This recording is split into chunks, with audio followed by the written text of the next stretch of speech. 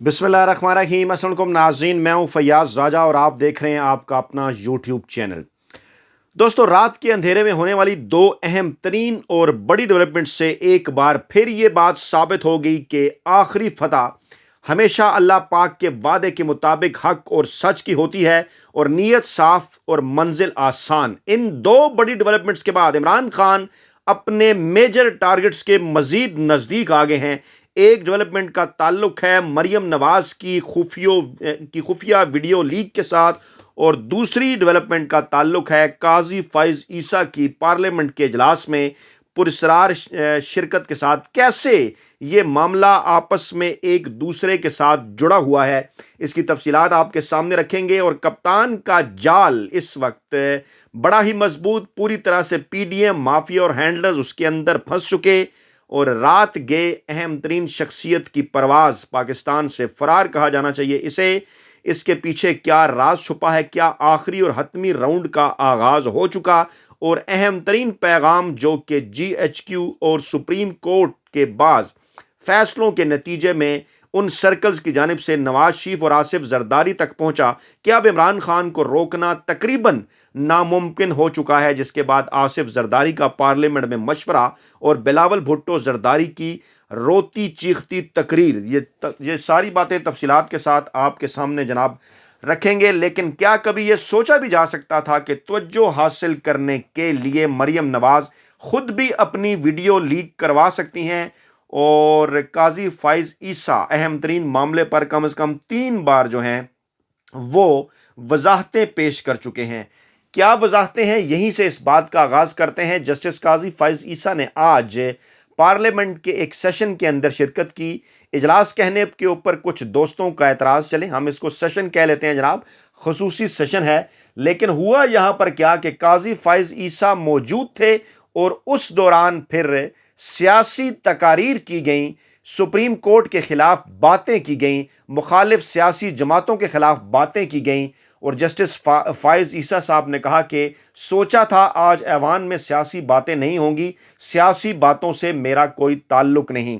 अब इनका ये जुमला, जिसकी जियो न्यूज़ ने, दीगर टीवी चैनल्स ने हेडलाइन भी निकाली, इसका मरियम नवाज की उस खुफिया वीडियो लीक के साथ क्या ताल्लुक है आगे जाके आपको बताता हूं। क्योंकि हमेशा से नून लीग के सोशल मीडिया सेल का यह वतीरा रहा कि वो एक स्मोक स्क्रीन पैदा करने की कोशिश करते हैं, मामलात से पर्दा हटाने के लिए और उससे फ़वाइद हासिल करना चाहते हैं। और बाज़ जो हैं वो मीडिया के टीवी चैनल्स और सोशल मीडिया के ऊपर ऐसे अकाउंट्स जो इन मामलात को समझ नहीं पाते, वो ना चाहते हुए भी इस गेम का हिस्सा बन जाते हैं। खैर, काजी फैज ईसा साहब ने कहा कि आज ऐवान में होने वाली सियासी बातों से मुत्तफिक नहीं हूं, यानी वो सियासी बातों से मुत्तफिक नहीं है। तो सियासत के हवाले से जितनी भी आसिफ जरदारी, बिलावल भुट्टो, शहबाज शरीफ ने जो बातें की, बकौल उनके वो इससे मुत्तफिक नहीं है। तो उन्होंने क्या बातें की, इसके ऊपर भी आगे चलकर आपको बताते हैं। उन्होंने इसको दस्तूर कन्वेंशन का खिताब किया और कहा कि मैं आईने पाकिस्तान के साथ खड़ा हूं। लेकिन सवाल यह है कि आईने पाकिस्तान तो यह कहता है कि 90 दिनों के अंदर इंतखाबात होने चाहिए। अगर असम्बलियां वक्त से पहले टूटती हैं तो क्या वो इस मामले के ऊपर आईने पाकिस्तान के साथ खड़े हैं? उन्होंने कहा आप अदालती फैसलों पर तबसरे कर सकते हैं, तनकीद कर सकते हैं। बिल्कुल ठीक है, तबसरे भी कर सकते हैं, तनकीद कर सकते हैं। क्या यह पैगाम था इसके अंदर कि आप अदालती फैसलों को मानने से इनकार नहीं कर सकते? क्योंकि उन्होंने ये तो कहा नहीं कि फैसलों को मानने से इनकार कर सकते हैं। तो जहां उन्होंने ये तकरीर की, वहां पर बैठे हुए लोग तो सुप्रीम कोर्ट के अदालती फैसले को मानने से इनकार कर चुके हैं। उन्होंने कहा जनाब, मैंने आपसे पूछ के आया था कि क्या बातें होंगी। आपने कहा था कि आइन के मुतालिक बातें होंगी। मैं आया था गोल्डन जुबली का जश्न मनाने के लिए, लेकिन जहां पर जो है वो सियासी बातें भी हुई। और फिर उन्होंने बार बार इस बात की वजाहत दी। उन्होंने कहा कि दूसरे जज साहिबान शायद मसरूफ थे, इसलिए ना आ सके। यहां जो सियासी बातें की गई, इनसे मेरा कोई ताल्लुक नहीं। हो सकता है यहां बैठे हुए कुछ लोगों का केस मेरे पास आए और फैसला उनके हक में ना हो, तो शायद वो मेरे खिलाफ भी तकरीर करें। आइन आपको अदालती फैसलों पर तनकीद का हक देता है, एक बार फिर वजाहत करना चाहता हूं, इन सब बातों से इत्तफाक नहीं करता। यानी कम से कम 3 मरतबा उन्होंने इस बात का इजहार किया कि आज पार्लियामेंट के अंदर जो सियासी तकरीर हुई वो इनसे इत्तफाक नहीं करते। तो फिर जनाब आपको आखिरकार इस शिरकत करने की ज़रूरत क्या थी?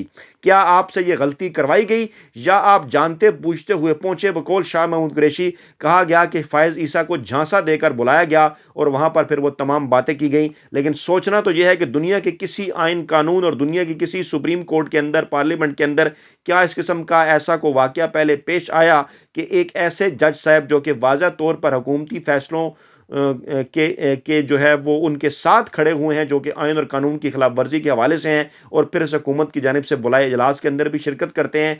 क्या किसी जज का मनसब इस बात की इजाज़त देता है? अदालती तारीख के अंदर अमरीका, बरतानिया, भारत, हमारे इर्द गिर्द के इस तरह से किसी जज ने बाकायदा तौर पर पार्लियामेंट के इजलास के अंदर शिरकत की हो और वहाँ उसके सामने सियासी मुखालफिन को रगेदा गया हो? बल्कि एक दिन पहले चीफ जस्टिस जो कि सुप्रीम कोर्ट ऑफ पाकिस्तान का बाप हुआ करता है, उनको गालियां दी गई नून लीग के कारकुन की जानिब से, एक रुकन की जानिब से, और वो रुकन कौमी असम्बली के इस इजलास के अंदर मौजूद भी था। और उसकी मौजूदगी में जस्टिस काजी फ़ायज़ ईसा साहब ने ना सिर्फ इजलास में शिरकत की बल्कि पूछना भी गवारा नहीं किया कि आप हमारे सुप्रीम कोर्ट के जो चीफ जस्टिस हैं, जो कि तमाम जजेस के बाप गर्दाने जाते हैं, उनको कल आपने गाली निकाली, इसकी उन्होंने कोई वजाहत नहीं ली। ये एक बहुत बड़ा सवालिया निशान है, क्योंकि मुस्तकबिल के चीफ जस्टिस हैं जनाब काजी फ़ायज़ ईसा साहब। अच्छा, अब सिर्फ यही मामला नहीं था, बल्कि ये वजाहत आती है जनाब कौमी असम्बली के तर्जुमान की जानिब से भी, और डेफिनेटली कौमी असम्बली के ये तर्जुमान की जानिब से ये हैंडलर्स के और माफिया के कहने के ऊपर ये जो है वो वजाहत जारी की जाती है। और इस वजाहत में तर्जुमान कौमी असम्बली कहते हैं कि इस कन्वेंशन के अंदर सुप्रीम कोर्ट के तमाम जजेस को मदऊ किया गया था। अब सवाल यह है कि हर एक मामला जो आप इससे पहले सोशल मीडिया पर लेके आते हैं, टीवी चैनल, अखबारात की जीनत बनाते हैं, क्या इस बात का कोई सबूत है कि ये खबर पहले क्यों नहीं आई कि आपने सुप्रीम कोर्ट ऑफ पाकिस्तान के चीफ जस्टिस को बुला रखा है या तमाम जज साहिबान को बुला रखा है, या फिर आपने कहा कि सूबों की जो हाई कोर्ट्स हैं उनको भी दावत दी थी, तो उनमें से किसी ने कोई शिरकत क्यों नहीं की? क्या उन्होंने अपने आइनी मनसब का लिहाज रखा? सुप्रीम कोर्ट या हाई कोर्ट के अंदर बैठे उन्हें इस बात का अंदाज़ा था कि वो ऐसे माहौल के अंदर, कि जब एक मुकम्मल चार्ज है पाकिस्तान के अंदर सियासी माहौल, इस किस्म के इजलास के, सेशन के या कन्वेंशन जो भी नाम दें, उसके अंदर शिरकत करके वो पार्टीशन का मुजाहरा नहीं करेंगे, वो एक पार्टी नहीं हो जाएंगे, जैसा कि जस्टिस काजी फ़ायज़ ईसा ने किया। और आगे चलकर तर्जुमा साहब ये फरमाते हैं जनाब कि ये कोई पार्लियामानी इजलास नहीं था, और इसके अंदर हमने पूरी सोसाइटी से लोगों को दावत ले रखी थी, और मुकन्ना अदलिया और इंतजामिया से भी दावत ले रखी थी, और तमाम सुप्रीम कोर्ट के तमाम जजेस को मदऊ किया गया था, चीफ जस्टिस को भी मदऊ किया गया था। तो सवाल यह है कि जस्टिस काजी फ़ायज़ ईसा साहब के अलावा भी तो सुप्रीम कोर्ट ऑफ पाकिस्तान के जजेस हैं, आखिरकार उन्होंने क्यों इस इजलास के अंदर शिरकत नहीं की? अगर आपने कहा कि हमने सीनियर जज को बुलाया था, तो फिर सीनियर की बजाय तो चीफ जस्टिस को बुलाया जाना चाहिए था। अगर आपने कहा कि उन्होंने बतौर सीनियर जज शिरकत की, तो फिर आपके ये कहने का क्या मतलब हुआ कि तमाम जजेस को बुलाया गया था? अगर इन्होंने शिरकत की तो इनके साथी जजेस जो बज़ाहिर इनके कैंप का हिस्सा हैं, उन्होंने क्यों शिरकत नहीं की? जस्टिस मंसूर अली शाह, जस्टिस यहिया आफरीदी हो गए, या जस्टिस अतर मैनुल्लाह हो गए, और इसके साथ साथ जस्टिस मधुखेल हो गए, इन लोगों ने आखिरकार इस इजलास के अंदर शिरकत क्यों नहीं की? सवाल तो जनाब बहरहाल बनता है। अच्छा, अब इस बात का किसी किस्म का कोई भी उनके पास इसका जो जवाब था वो नहीं था। और फिर उसके दौरान क्या होता है? इसी दौरान इस मामले से तवज्जो हटाने के लिए मरियम नवाज के सोशल मीडिया सेल की जानिब से उनके एक हामी एंकर, जो उनका इंटरव्यू इस तरह किया करते हैं कि जैसे उनके मुंह में जुबान नहीं, मीठी मीठी तरों की तरह सवाल उनके फेंक के उनके सामने अगर वो पाकिस्तान तहरीक इंसाफ का शख्स आ जाए तो उसके ऊपर तो वो चढ़ाई कर दिया करते हैं, चाहे वो इमरान खान हो या कोई और। लेकिन उन्होंने एक इंटरव्यू किया मरियम नवाज का, और फिर मरियम नवाज के उस इंटरव्यू का एक क्लिप जो है वो जनाब लीक किया जाता है, और उसके अंदर मरियम नवाज BMW जो उनके पास मौजूद रही है और बड़े अरसे से है, उसके मुतल्लिक वो लाइलमी का इजहार करती हैं। वो क्लिप भी आपको सुनाता हूँ, फिर आपको ये बताता हूँ कि सारे मामले का बेसिकली मकसद क्या है। पहले आप ये गौर से क्लिप सुने और देखें कि मरियम नवाज किस तरह ढटाई के साथ मंसूर साहब के प्रोग्राम में जो है वो झूठ बोल रही हैं। क्लिप बड़ा दिलचस्प है, पहले आप इसे सुनिए, इस वीडियो का, जो कि खुफिया तौर पर मरियम नवाज के सोशल मीडिया सेल ही के कहने के ऊपर मंसूर साहब की टीम के साथ मिलकर जराये के मुताबिक लीक की गई। पहले सुनिए इसे। जी, मेरे पास तो कोई गाड़ी नहीं है भाई। सुनिए। यूएई की रॉयल फैमिली से आपने 2009-2010 के अंदर, कहाँ है ये? रिकॉर्ड में है? ये जेआईटी की रिपोर्ट में आया भाई, क्या डिक्लेयर्ड है आपके रिटर्न्स के अंदर। मुझे इसके बारे में कुछ नहीं। आपके पास कभी BMW गाड़ी नहीं रही 2009-2010 में? मैं आपको एक्सप्लेन कर देता हूँ, मैं पूरा एक्सप्लेन कर देता हूँ। मरियम सफदर ओन्ड, ये अब एग्जैक्ट रिपोर्ट बता रहा हूँ। Maryam Safdar owned a BMW car which was gifted to her by the UAE royal family and the value of the car declared as rupees 3.5 million in the tax year 2009-2010. 2009, 2010. The same car was declared to be sold on a profit of rupees 19.66 million. तकरीबन 2 करोड़ रुपए की आपने वो गाड़ी बेची in the year 2011-12. ये आप picture इसको वीडियो तो नहीं कर रहे? बंद कर दें जरा प्लीज। सुनिए। Such price escalation is abnormal. She declared the same BMW in her wealth statement in the next year 2012-2013 as well. आपने डिक्लेयर किया हुआ है इसको अपनी इनकम टैक्स रिटर्न के अंदर। मेरा ख्याल है कि ये फैमिली की कोई होगी, मुझे इस पे से ऑनेस्ट। उसके बाद मैं इसको चेक करके आपके पास वापस आ सकता हूं। सफदर साहब ने उसके बाद मेरे पास वैसे कभी BMW नहीं थी। आपकी वो कौन सी गाड़ी थी जो नैब के दफ्तर के बाहर हिट हुई थी? वो थी लैंड क्रूजर। लैंड क्रूजर थी। ये सफदर साहब ने भी डिक्लेयर किया हुआ है क्या अपने एसेट्स के अंदर? ये बिजनेस ऑफिस ने किया होगा, मुझे चेक करना पड़ेगा। अच्छा, मेरे पास इसके फैक्ट्स नहीं है। मरियम और मेरे ज़ेब पास है ही लोग नहीं डिटेल, मुझे पता ही नहीं। ये अच्छा, ये रिटर्न्स के अंदर वैसे लिखा। नहीं, मैं अब I will get back to you with that. मुझे आई हैव नो इन्फॉर्मेशन। ये कब की, कौन से ईयर की है? 2009 2010। मुझे नहीं पता, मैं चेक कर। अच्छा, आपको उसका नहीं पता। अच्छा, ये एक और है जिसके अंदर आपने गिफ्ट्स रिसीव किए हैं 2010 से लेके 2016 तक। 2010 के अंदर जो है वो आपने गिफ्ट्स रिसीव किए तकरीबन 31 मिलियन के अप्रॉक्सीमेटली। मुझे नहीं पता, ये तो आपके टैक्स में डिक्लेयर हुआ है। फैमिली ने दिया। ये सारी JIT के अंदर है, JIT के। जी, यानी कि एक ऐसी BMW जिसकी बाद में तस्वीर भी सामने आ गई, फवाद चौधरी साहब ने ट्वीट भी किया और इसके अंदर वो ये कह रहे हैं कि UAE से उन्हें गिफ्ट मिला और मरियम नवाज़ मखसूस अंदाज में इसके ऊपर मुस्कुराती हैं। मरियम नवाज़ बीच में लुकमे भी दे रही हैं और कहती हैं इसको छोड़ें यार, आगे चलें। आपने देखा होगा कि इंटरव्यू कैसे मैनेज करके ये लिए जाते हैं। इससे पहले नवाज शरीफ के हवाले से भी कई वाक़यात हैं जनाब कि उनके साथ भी एहसन इकबाल साहब और परवेज़ रशीद साहब बैठा करते थे और उस टाइम जब तलत हुसैन साहब उन पर तनकीद किया करते थे तो उस वक्त वो जिक्र भी करते थे कि ऐसे नवाज शरीफ इंटरव्यू देते हैं, जबकि इमरान खान साहब तो बड़े धड़ल्ले के साथ किसी भी जगह पर लाइव बैठ जाते हैं। बेटी क्योंकि नवाज शरीफ साहब की हैं, इन्होंने भी बिल्कुल उसी किस्म की हरकत की। और अब इसके ऊपर दो सवाल हैं। अगर तो ये समझा जाए कि ये क्लिप लीक हो गया तो इस सूरत में भी इनके चेहरे से ये नकाब उतर गया कि ये इंटरव्यू किस तरह से मैनेज करवाते हैं। ये तमाम तर तफसीलात आपके सामने आ गई, क्योंकि इनको हमेशा इमरान खान इसलिए 12वां खिलाड़ी कहते हैं कि इस किस्म की हरकतों से इन्होंने खुद को भी डुबोया और पार्टी को भी मुकम्मल तौर पर डुबोया। और अगर दूसरी थ्योरी को बाय किया जाए कि ये क्लिप जानबूझ के इनके सोशल मीडिया सेल की जानिब से लीक किया गया तो उसका मकसद क्या था वो मैं आपको बताता हूँ।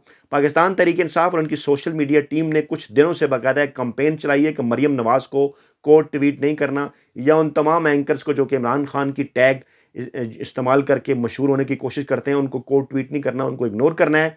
तो ये बाकायदा प्लानिंग के तहत मंसूर साहब और मरियम नवाज़ साहिबा, जिनको बिल्कुल भी अहमियत नहीं मिल रही थी सोशल मीडिया सेल के ऊपर गुज़श्ता चंद दिनों से, उसको अहमियत दिलवाने के लिए, इसको वायरल करने के लिए, वो जो कहते हैं ना कि बदनाम जो होंगे तो क्या नाम ना होगा, यानी मशहूरी हासिल करने के लिए इस हद तक भी ये चले जाते हैं कि अपनी इस किस्म की वीडियोस जिससे उन्हें बज़ाहिर नुकसान ज़्यादा होता हुआ नज़र आता है, लेकिन गेम क्योंकि ये है कि आपने जनाब सोशल मीडिया के अंदर इन रहना है, वायरल होना है, माल बनाना है, तो इस किस्म की हरकतें ये करते हैं। और दोनों हरकतों की अगर इन दोनों थ्योरीज़ को अलग-अलग करके देखें तो हर दोनों सूरतों में ये फंस जाते हैं, क्योंकि इमरान खान और social media team Pakistan Tehreek Insaf की इन्हें इग्नोर कर रही है। तो इस किस्म के क्लिप के ज़रिए ये एक बार फिर जो है वो अपनी अहमियत हासिल करना चाहते हैं। लेकिन इसी दौरान एक और इंतहाई अहम तरीन और बड़ी डेवलपमेंट, खेल अपने आखिरी राउंड के अंदर जनाब दाखिल हो गया है। और वो आखिरी राउंड क्या है? मरियम नवाज़ साहिबा रात को तकरीबन 3 बजे पाकिस्तान से जद्दा रवाना हो गई हैं। नवाज़ शरीफ साहब भी वहाँ पहुँच रहे हैं। बज़ाहिर यही कहना है कि जनाब आखिरी अशराम रमज़ान का वहाँ गुजारा करते हैं, लेकिन ये वो फैमिली है जिससे मैं कहता हूँ कि वो बदकिस्मत फैमिली जो कि इस मजहबी मामले को भी हमेशा सियासत के साथ जोड़ दिया करती है। भाई आप वहाँ इबादत करते हैं, खामोशी के साथ करें, इस तरह से लोगों को बताने की सारी चीज़ें करने की क्या ज़रूरत है। लेकिन क्योंकि इसको ये एक सियासी इवेंट बनाते हैं, वहाँ पर सऊदी शख्सियात से मुलाकातें करेंगे, उनकी मज़ीद मिन्नत तरले करेंगे न्यूट्रल्स के और GHQ के हवाले से कि उनके ज़रिए इमरान खान के साथ मामलात को मज़ीद ऐसी जगह पर ले जाया जाए जिससे चंद अरसे के लिए इलेक्शन से बचा जाए, क्योंकि ये चाहते हैं इलेक्शन से बचना। इमरान खान के कुछ दोस्त उनके साथ रब्ता भी कर रहे हैं, मामलात को मई से आगे जुलाई तक बढ़ाने के हवाले से भी कोशिश कर रहे हैं। शहबाज शरीफ साहब की फैमिली भी वहाँ मौजूद, मरीम सफदर के साथ कैप्टन सफदर, दीगर लोग भी पहुँचे, नवाज शरीफ भी वहाँ पहुँच रहे हैं। रास्ते क्योंकि इनके लिए हो चुके हैं जनाब मुकम्मल बंद, क्योंकि सुप्रीम कोर्ट और GHQ से होने वाले जो अहम तरीन और बड़े फैसले हैं वो ये बता रहे हैं, जैसे कि चीफ जस्टिस उमर अता बंदयाल का फैसला कि जिसके नतीजे में इलेक्शन की तारीख आई, और दूसरा एलामिया जो आया कौमी सलामती कौंसिल का, जिसमें कोशिश के बावजूद PDM और हुकूमत ये शामिल नहीं करा सकी कि फोर्सेस ये कहें जनाब हम इलेक्शन के लिए सिक्योरिटी नहीं दे सकते। ये बाकायदा तौर पर दो मैसेज हैं इस हवाले से कि जनाब अब हमारे लिए इमरान खान को जो रोकना है वो कतन नामुमकिन हो चुका है। सुप्रीम कोर्ट के अंदर से भी जस्टिस काजी फायज़ ईसा और दीगर जजेस अपनी तमाम तर कोशिश के बावजूद इस मामले को अक्सरियती फैसले के अंदर तो नहीं बदल सके।